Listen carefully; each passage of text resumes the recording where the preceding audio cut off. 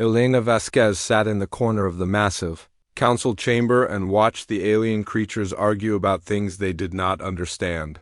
She had been coming to these meetings for 3 years now. 3 long years of sitting in the worst seat. In the room, behind a big metal pole that blocked her view of half the speakers, the chamber was huge. It could hold thousands of beings from different worlds. Today it was almost full.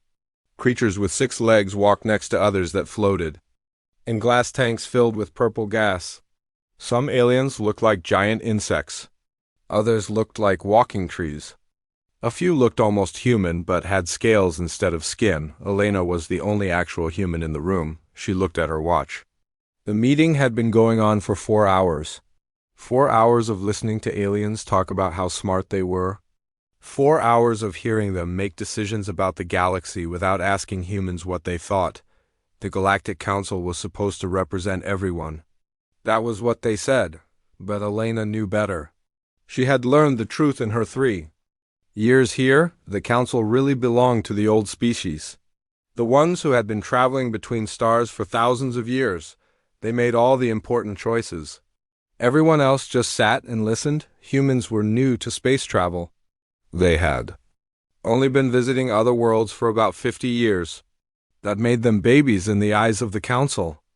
Babies who should sit quietly and do as they were told. Elena's assistant, David Park, sat next to her. He was reading something on his tablet and shaking his head. Elena leaned over to see what was wrong. "Another trade agreement?" David whispered.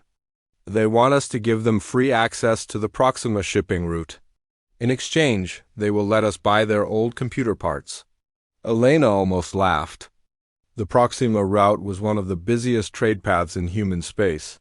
Ships used it every day to carry goods between Earth and the outer colonies. If humans gave it away for free, they would lose millions of credits every month. And for what? Computer parts that were probably 50 years old. "Did they ask us about this before today?" Elena asked. David shook his head. "First time we heard about it was when Councillor Breck read it out loud 10 minutes ago. That was how things worked in the council.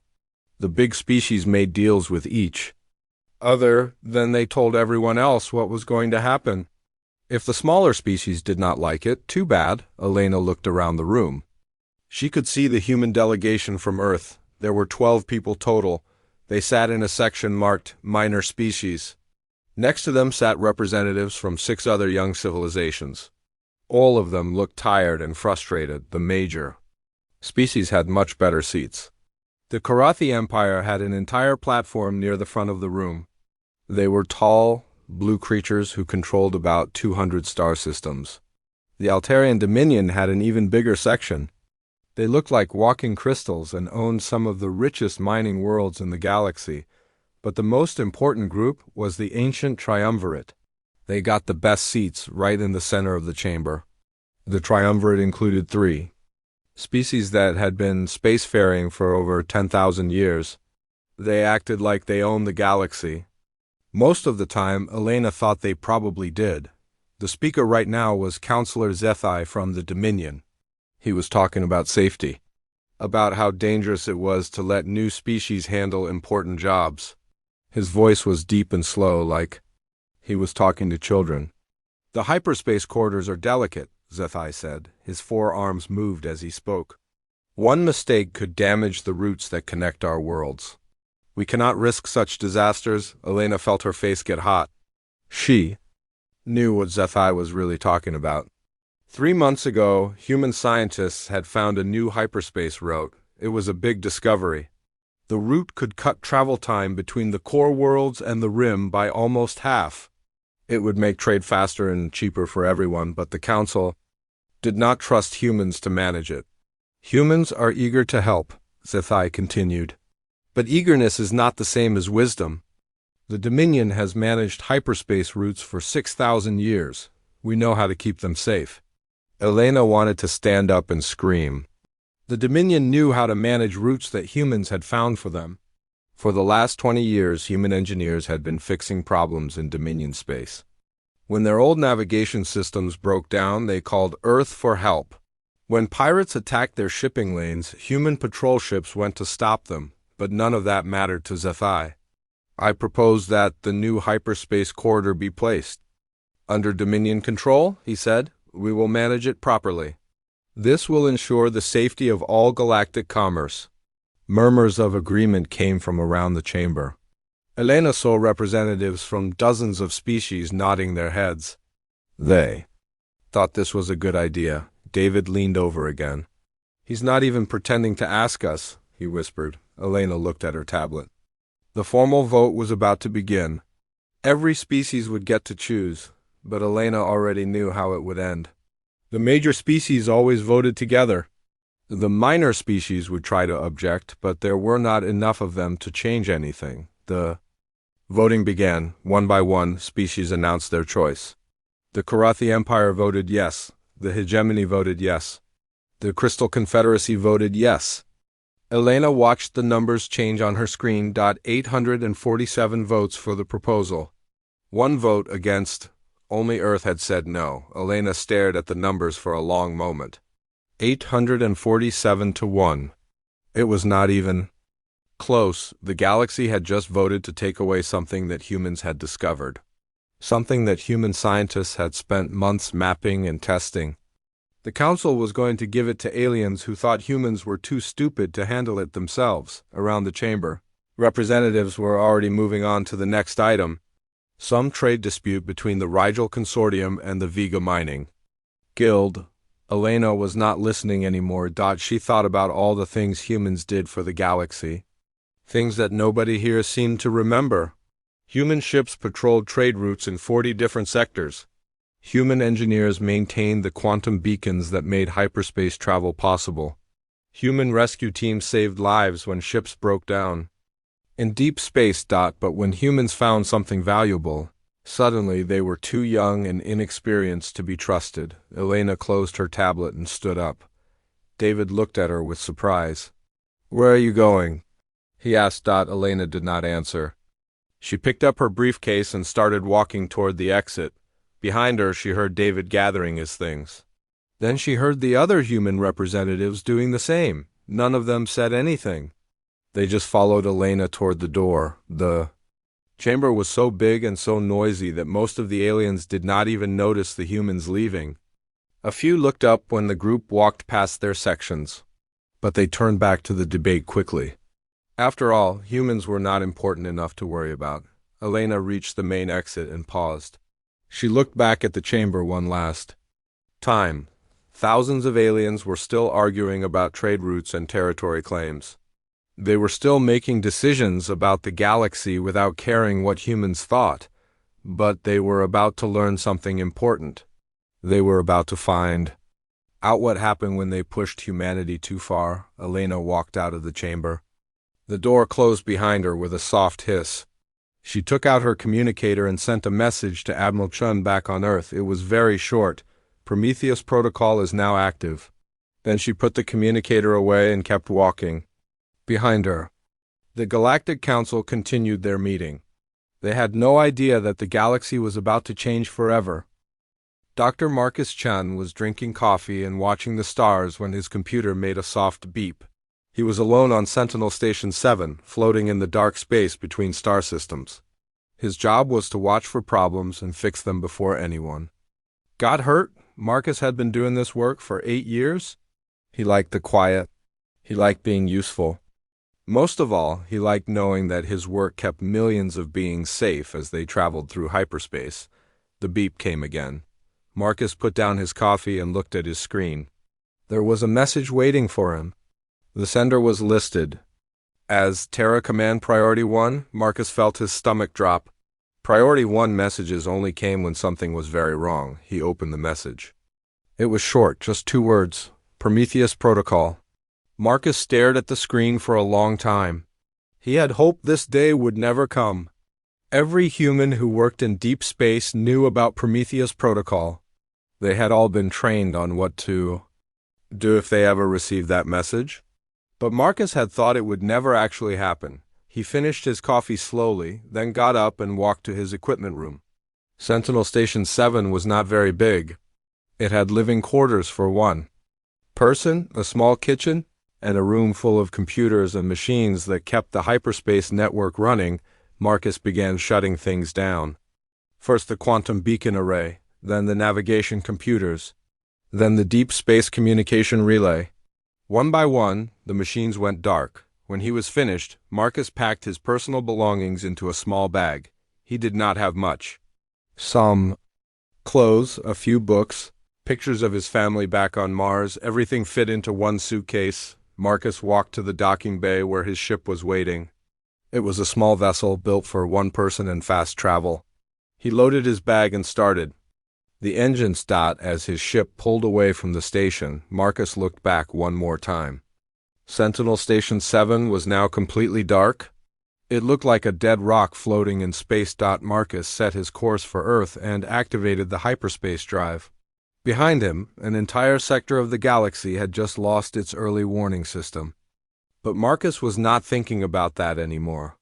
He had new orders now. Captain Sarah Kim got the same message while she was fixing a broken freighter near the Vega system. Her ship, the Rescue 1, had been helping stranded travelers for 12 years. Sarah was good at her job. She could fix almost any problem and get people home safely. The freighter belonged to a Korathi trading company. Its hyperspace drive had failed halfway through a long journey. The Korathi crew was scared and angry. They did not understand what had gone wrong. Sarah had been working on their engines for 6 hours. She was almost finished when her communication officer called her. "Captain, we have a Priority 1 message from Earth." Sarah wiped the grease off her hands and read the message on her tablet, Prometheus Protocol.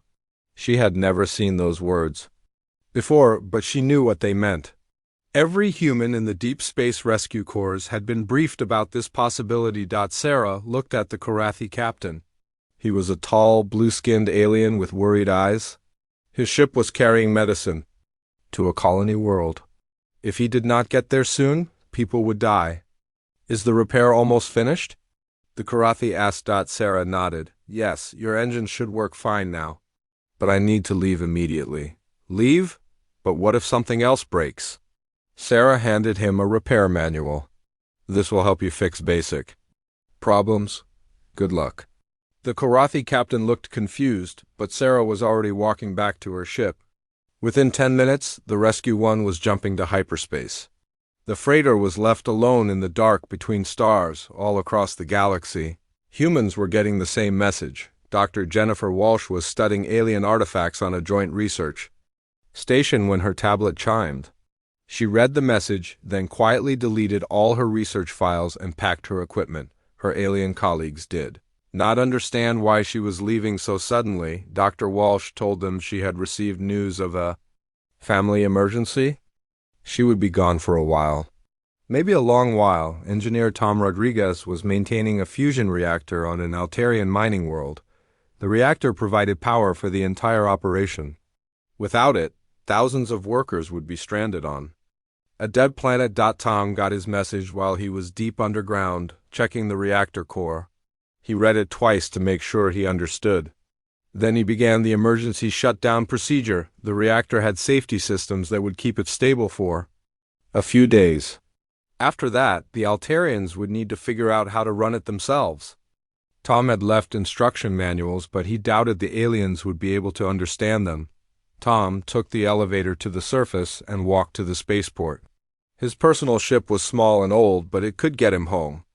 As he flew away from the mining world, Tom could see the lights in the cities below starting to flicker. The power was already failing. Lieutenant Amy Foster was patrolling the Helix trade route when she received her orders. Her patrol ship was one of 20 that kept pirates away from the shipping lanes. It was dangerous work, but important. Thousands of cargo ships used the route every day. Amy read the message and immediately changed course for Earth. She did not warn the other patrol ships. She did not tell the trading companies that used the route. She just left behind her. The Helix trade route was now unprotected. Dr. Lisa Shang was working at the Galactic Science Institute when her message arrived. She was part of a team studying a new type of star. The research was important and would take years to complete. Lisa saved all her work to a secure drive and put it in her bag. Then she told her alien teammates that she was taking a leave of absence. They asked when she would be back. Lisa said she did not know. Within 6 hours, Lisa was on a ship heading for Earth. The Galactic Science Institute had just lost its best physicist. All across known space, humans were disappearing. They left their jobs quietly and without explanation. Most told their alien colleagues that they had family emergencies or health problems. A few just vanished without saying anything at all. The aliens did not understand what was happening at first. Humans had always been reliable workers. They showed up on time and did their jobs well. They did not usually abandon their posts without warning, but as the days passed, the pattern became clear. Humans were leaving everything. Research stations, mining operations, patrol routes, rescue services. The entire human presence in Galactic civilization was simply melting away. Captain Vorth of the Korathi Empire was the first to realize something was seriously wrong. His trading fleet had been traveling the same route for 20 years. They knew every jump point and every danger. The route was safe and fast, but when Captain Vorth tried to make his usual jump to the Vega sector, his navigation computer could not connect to the hyperspace beacons. The system showed errors everywhere.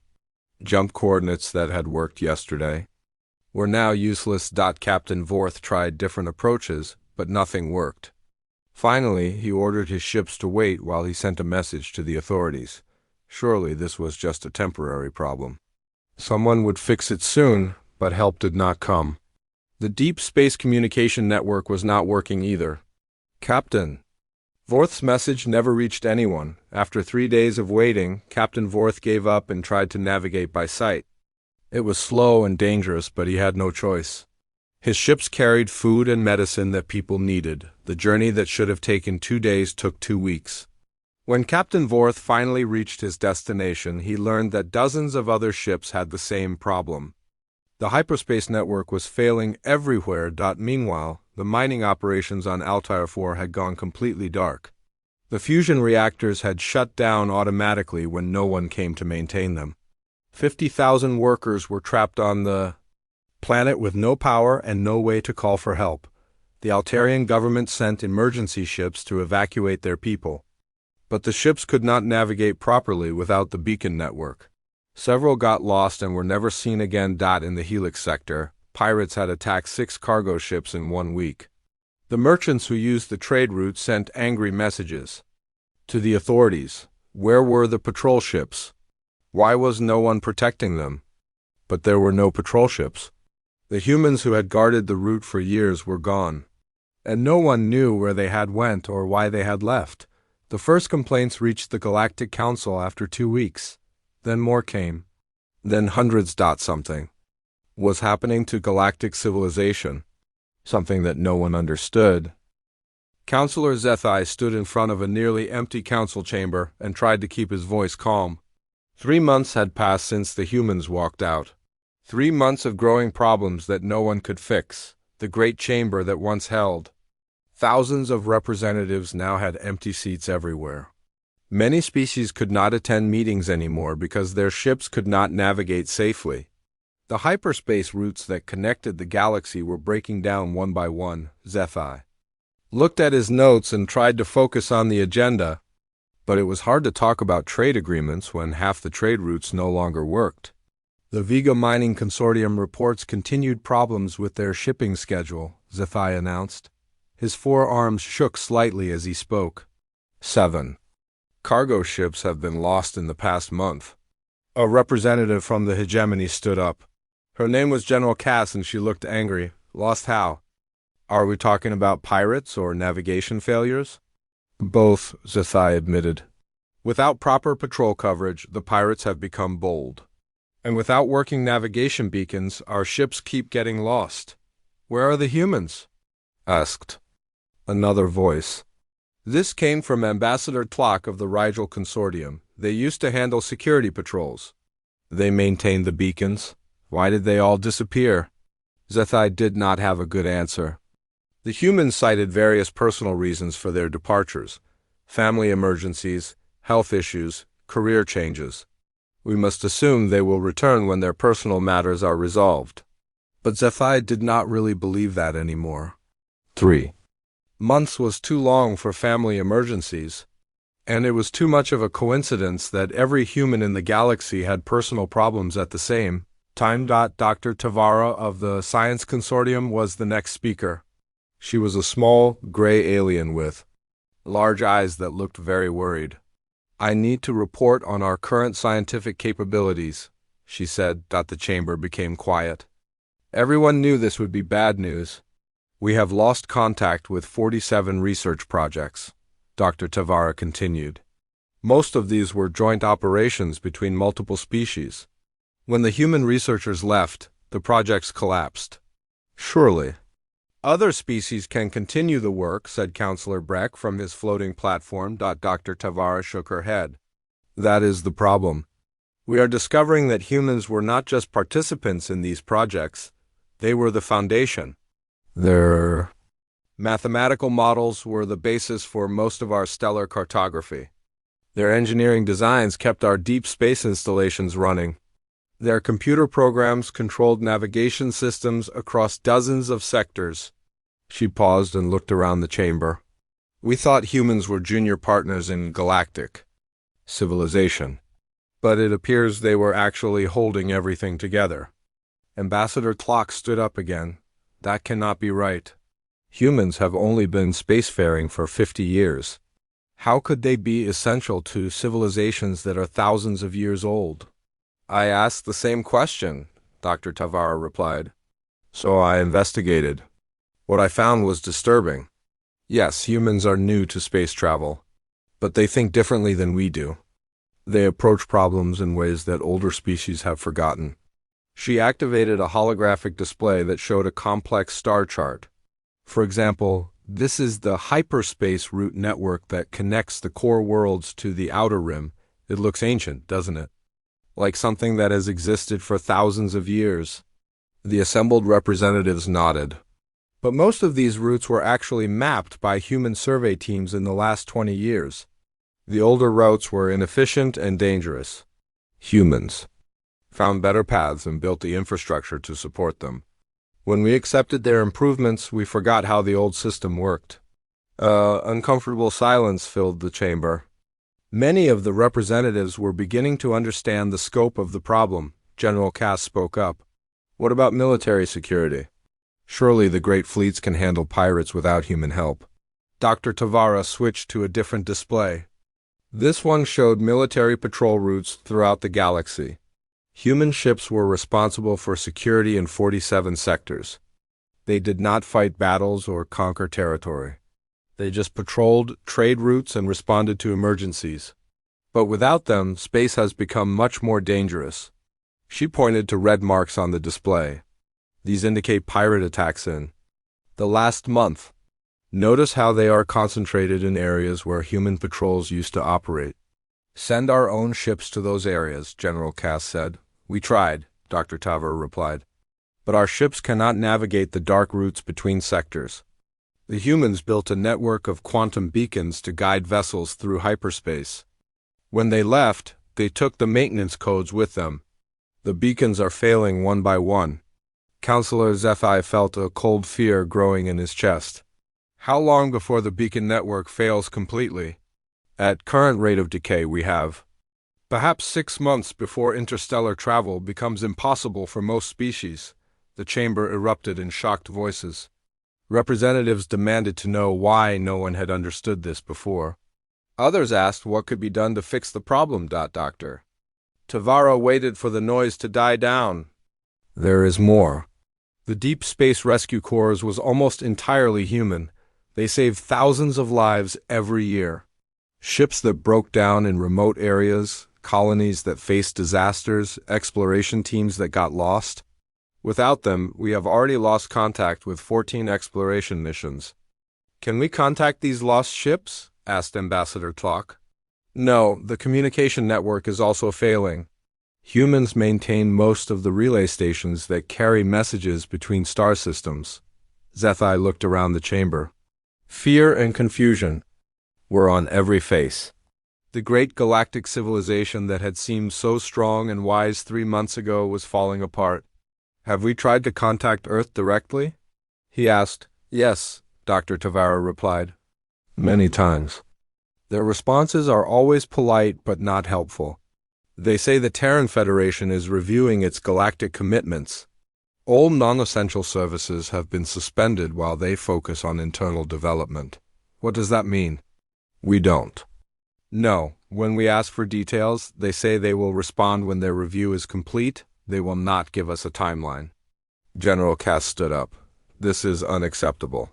We cannot allow one species to hold the galaxy hostage. Send a fleet to Earth and demand they restore services immediately. Dr. Tavara looked at her sadly. With what ships?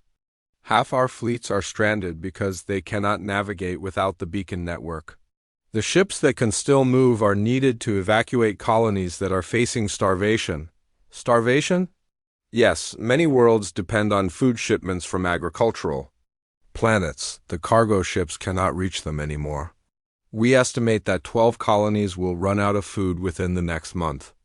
The full horror of the situation was finally becoming clear. The galaxy was not just facing inconvenience. They were facing the collapse of everything that connected their civilizations. Together, Counselor Zethai thought back to the day the humans left. He remembered dismissing them as a minor irritation. Young species who did not understand their place in the galactic order. He had been so focused on keeping humans in their proper position that he never asked what that position actually was. Now he knew. Humans had not been junior members of galactic civilization. They had been the engineers who kept it running. What about our own technical experts? Zethai asked desperately. Surely we can learn to maintain these systems ourselves. Dr. Tavara activated another display. This one showed complex mathematical equations and engineering diagrams. This is a sample of the code that controls one hyperspace beacon. We have been studying it for 3 months. Our best scientists cannot understand how it works. The equations look like gibberish to Zethai, strange symbols and mathematical concepts that made no sense. The humans did not just build our infrastructure. Dr. Tavara explained. They built it using principles that our species never developed. We relied on their expertise for so long that we forgot how to solve these problems ourselves, so what do? General Cass asked. We wait, Dr. Tavara said quietly. We try to survive on what we have left, and we hope that the humans will eventually agree to help us. And if they don't? Dr. Tavara did not answer, but everyone in the chamber knew the truth. Without humanity, galactic civilization was doomed. Outside the council chamber, the great space station that housed the galactic government was already showing signs of decay. Several sections had lost power because no one knew how to fix the fusion reactors. Communication arrays were going offline one by one, the galaxy was dying, and the species that had once thought themselves superior were discovering how helpless they really were. Admiral Kexthal sat in her command chair and stared at the dead screens around her. Her flagship, the mighty hegemony battleship Dominance, was floating helplessly in empty space. Around her, 20 other warships drifted like broken toys. For 3 days, her fleet had been trying to reach the Altair system. It should have been a simple journey. The hegemony had been making this trip for centuries. But now their navigation computers could not find the way. The hyperspace beacons that guided ships between stars had gone dark. Without them, space travel was like trying to walk through a thick forest with no path and no light. Ships could get lost forever in the darkness between worlds. Admiral Kexthal had served in the hegemony navy for 40 years. She had commanded fleets in 3 wars and conquered 12 star systems. But she had never felt as helpless as she did right now. Status report, she ordered. Commander Veltar looked up from his station. His face was grim. Long-range sensors show no beacon signals in any direction. Communication arrays are not receiving anything either. We are completely cut off. What about emergency navigation? Can we plot a course using stellar positions? We have been trying for 3 days. But hyperspace does not work the same way as normal space. We need the quantum beacons to create stable jump points. Without them, any jump could send us anywhere. In the galaxy, Admiral Kexthal closed her eyes. The hegemony fleet was the most powerful military force in known space. Her ships could destroy planets and conquer entire star systems. But all that power was useless if they could not move from one place to another. A communication officer called out from across the bridge. "Admiral, we are receiving a transmission from the Sanctuary Fleet. They are requesting immediate assistance." "Put them through." The main screen flickered to life.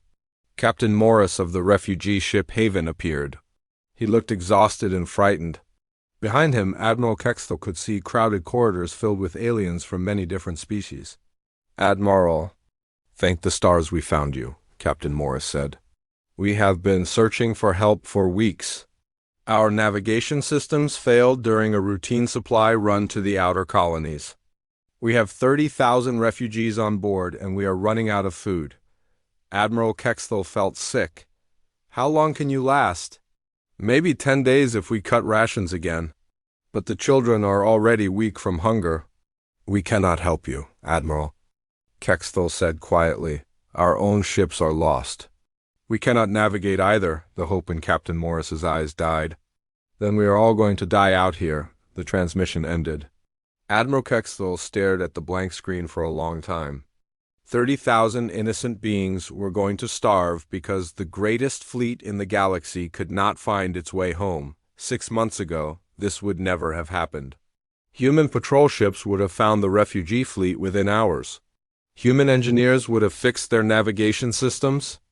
Human rescue teams would have brought them food and medicine, but the humans were gone. Admiral Kextel made a decision that her proud species had never made before. She opened a channel to the Galactic Council and asked for help. The response came back quickly. Counselor Sci-Fi appeared on her screen. He looked older than she remembered. His usual confidence was gone. "Admiral, the Council has been trying to reach you for days. We feared your fleet was lost."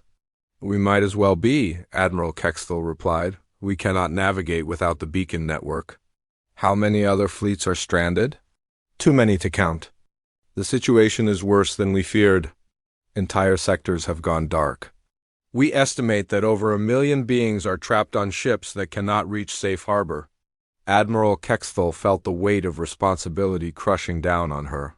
"What is the Council doing about this crisis?" Sci-Fi was quiet for a moment. "We are preparing a diplomatic mission to Earth. It is time to ask the humans for help." "Ask them? Why not demand they restore services immediately?" "Because we cannot make demands from a position of weakness. Our civilization is collapsing.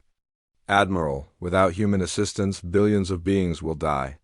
The truth hit Admiral Kextel like a physical blow. The great galactic powers were begging. They were going to crawl to Earth and ask forgiveness from the species they had dismissed as inferior. "I want to be part of this mission," she said. "Admiral, your fleet is needed for rescue operations. My fleet cannot move. We are as helpless as everyone else. But I have personal experience with humans. I fought alongside their patrol ships during the Rigel conflict. They saved my crew when pirates disabled our engines." Sci-Fi nodded slowly. "Very well, but understand this, Admiral. We are not going to Earth as conquerors or negotiators. We are going as beggars." It took 2 months to assemble the diplomatic mission. Ships from 12 different species managed to reach the rendezvous point near the edge of human space. Many other vessels tried to make the journey but were lost. Along the way, Admiral Kextel transferred to a smaller ship for the trip. Her flagship was too big and too aggressive-looking for a diplomatic mission. She needed something that would not frighten the humans. The journey to Earth was a nightmare. Without working navigation beacons, they had to jump blind through hyperspace. Multiple times, each jump was a gamble. They could have ended up anywhere in the galaxy or been destroyed completely, but somehow they made it. When Admiral Kextel saw the Sol system on her sensors, she felt relief flood through her body. They had found Earth. What she saw there shocked her more than anything in her 40 years of military service. Earth space was not the quiet, backward system she remembered. Massive orbital installations surrounded the planet like glittering jewelry. Ships moved between them using technologies that Admiral Kextel did not recognize. "Are those human vessels?" asked her navigation officer. Admiral Kextel studied the sensor readings. The ships were clearly human in design, but they were far more advanced than anything she had seen before. They moved through space with smooth efficiency, following routes that her computers could not track. How are they navigating? She wondered aloud. Her science officer looked puzzled. They appear to be using hyperspace corridors that do not show up on our sensors. It is like they have access to a completely different navigation network. As the diplomatic fleet approached Earth, they were met by a human patrol ship. It was small compared to Admiral Kexel's battlecruiser, but it moved with confident authority. "Unknown vessels, please state your business in Terran space," came a calm voice over the communication channel. Counselor Sci-Fi responded from the lead ship. "This is a diplomatic mission from the Galactic Council. We request permission to meet with Earth government representatives." There was a long pause, then the human voice returned. "Please submit your request through official diplomatic channels. All applications for meetings with Terran officials are currently being processed in order of receipt." "This is an emergency," Sci-Fi said desperately. "Galactic civilization is collapsing. We need immediate assistance. All requests are handled through proper channels. Current processing time for new applications is approximately 18 months. Please follow the beacon signals to the visitor processing station." Admiral Kexthal felt her pride crumble completely. 18 months. The humans were making them wait 18 months for a simple meeting. By then, half the galaxy would be dead, but they had no choice. The diplomatic fleet followed the human beacon to a small space station on the edge of the solar system. There they were given forms to fill out and told to wait for their application to be reviewed. As Admiral Kexthal sat in the station's waiting area, she watched human ships moving freely through space around Earth. They traveled routes that seemed impossible, using technology that made her own advanced fleet look primitive. The humans had not just survived without the galaxy. They had grown stronger. They had built new systems and developed new capabilities while the rest of galactic civilization fell apart. Admiral Kexthal realized the terrible truth. Humanity had never needed the galaxy, but the galaxy desperately needed humanity. And now? They were going to have to prove they deserved a second chance. Elena Vasquez stood in her office on Luna Station and looked out at the busy space around Earth. Ships moved in smooth lines between orbital platforms, following routes that only humans could see. Construction robots worked on new installations that grew larger every day. 1 year had passed since she walked out of the Galactic Council chamber. 1 year since humanity activated Prometheus Protocol and withdrew from galactic civilization. It had been the best year of Elena's life. She was no longer an ambassador begging for scraps of respect from alien species. Now she was director of Terran Galactic Relations, and aliens came to her begging for help. Elena's assistant knocked on the door. "Director, the formal apology from the Galactic Council has arrived." Elena accepted the datapad and sat down to read. The document was 17 pages long, filled with fancy words and careful phrases. But the real message was simple. The aliens were desperate, and they needed humanity to save them. The apology admitted things that Elena had always known but could never prove. Humans had been the foundation of galactic civilization, while alien species argued about politics and ancient traditions. Humans had quietly built the systems that kept everyone alive. Human engineers had designed the hyperspace beacon network. Human scientists had created the navigation computers that guided ships between stars. Human patrol teams had kept trade routes safe from pirates. Human rescue crews had saved thousands of lives every year.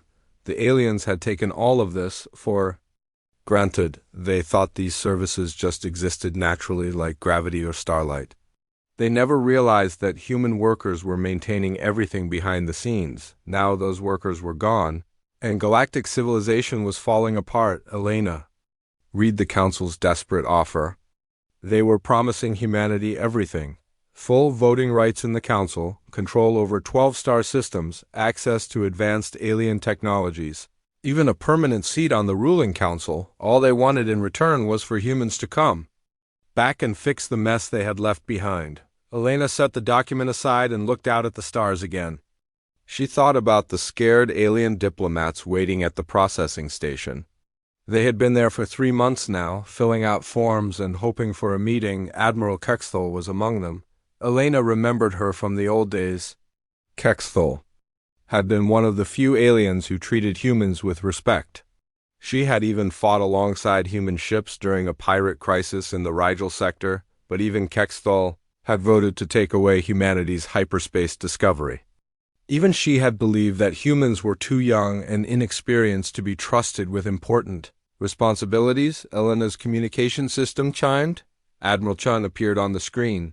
He was calling from the Prometheus Research Station, humanity's secret development facility in the outer system. Elena, I wanted to update you on our progress. The new hyperspace network is complete. We now have direct routes connecting all human colonies without touching any galactic infrastructure. Elena smiled. How much faster are the new routes? About 40% faster than the old galactic network, and much safer. We have built-in security systems that can detect and prevent pirate attacks. What about the exploration ships? We have discovered 15 new worlds suitable for colonization. All of them are outside known galactic territory. We could have 1 million new colonists settled within 5 years. Elena felt proud of what humanity had accomplished. While the galaxy collapsed, humans had used their freedom to innovate and expand. They had built better systems and found new opportunities. There is more, Admiral Chun continued. Our technology teams have made major breakthroughs in energy production and ship design. We are probably 50 years ahead of galactic science now. That was the beautiful irony of the situation. By forcing humanity out of galactic civilization, the aliens had freed them to reach their full potential. Humans no longer had to follow alien regulations or work within alien bureaucracies. They could develop new ideas as fast as they could think of them. Elena ended the call and returned to reading the Council's apology. The document went on and on about misunderstandings and regrettable mistakes. It talked about the great friendship between humans and other species. It promised that things would be different in the future, but Elena had heard these promises before. She had spent 3 years listening to aliens make grand speeches about cooperation and mutual respect. Then she had watched them vote to take away human discoveries and treat human representatives like annoying children. The apology was just more empty words from species that were finally desperate, enough to pretend they cared about humanity. Elena activated her communication system and called Captain Rodriguez at the visitor processing station. His face appeared on the screen, looking tired but amused. How are our guests doing, Captain? Getting more desperate every day. Admiral Kexthal asked again when she could speak with someone in authority. I told her that her application was still being reviewed. Any threats? A few of the younger diplomats suggested sending military ships to force a meeting.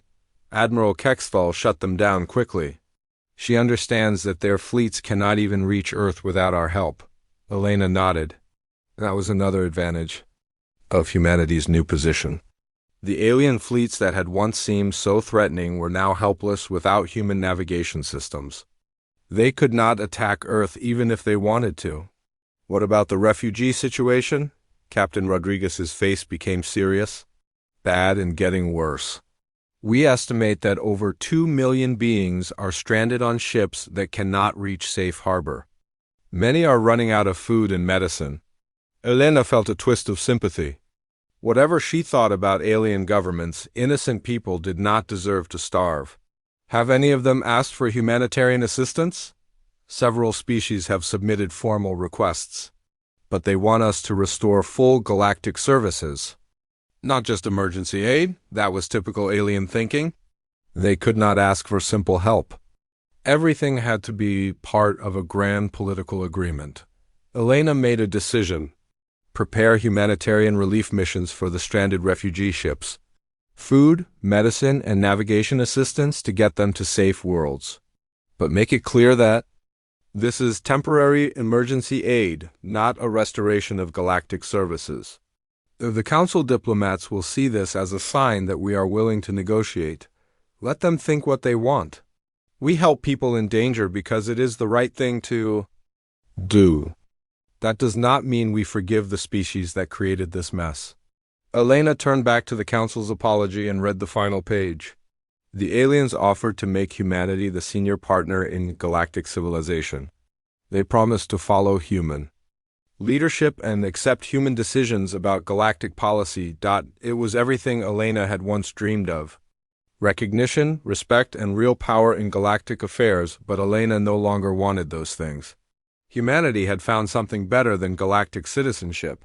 They had found independence. Elena opened a new document and began typing her response to the Galactic Council. She kept it short and simple. The Terran Federation thanks the Galactic Council for their apology and their generous offer.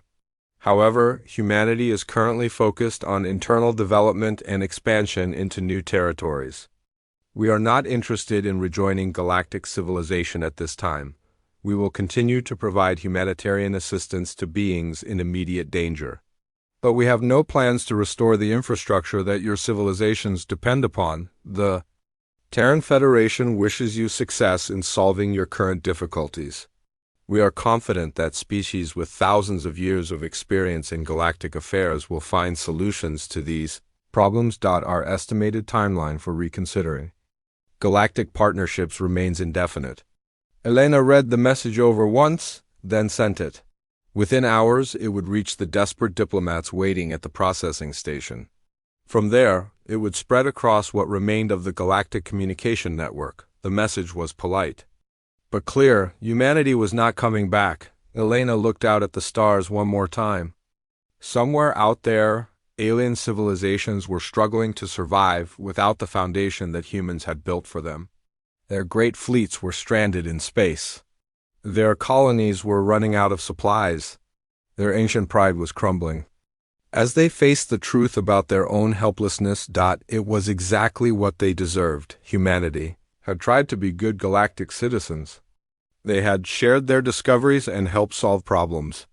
In return, they had been dismissed and insulted by species that thought age was the same as wisdom. Now those species were learning the most important lesson in the galaxy. Sometimes the most powerful response to disrespect is simply walking away. Elena smiled and got back to work. There were new worlds to explore and new technologies to develop. Humanity had a bright future ahead of them, and they did not need anyone's permission to pursue it.